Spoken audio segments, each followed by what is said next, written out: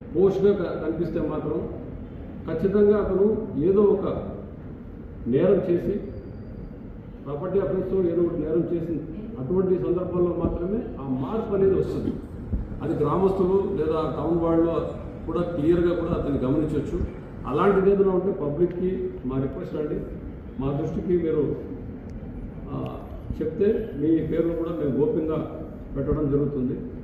అలాంటి వాళ్ళు కూడా ఉన్నారు. తర్వాత చిత్తూరు పోలీస్ డిపార్ట్మెంట్ తరఫున నేరస్తులందరికీ కూడా ఖచ్చితంగా ఇది ఒక హెచ్చరికే.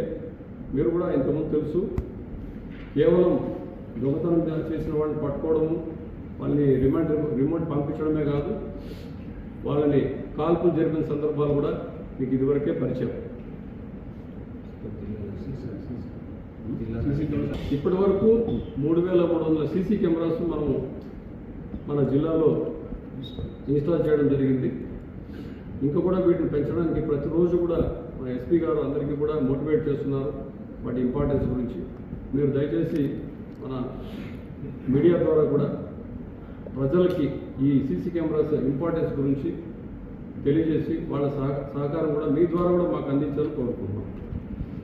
అవునండి, తొందరలోనే బైక్ అఫెండర్ను కూడా త్వరలోనే మేము అరెస్ట్ చేస్తున్నాం, చూపిస్తాము.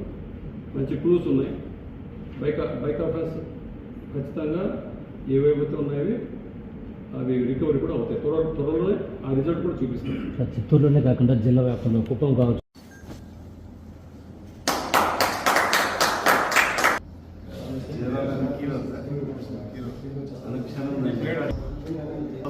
బస్సులు ఎంత చేంజ్ చేసి కొట్టండి.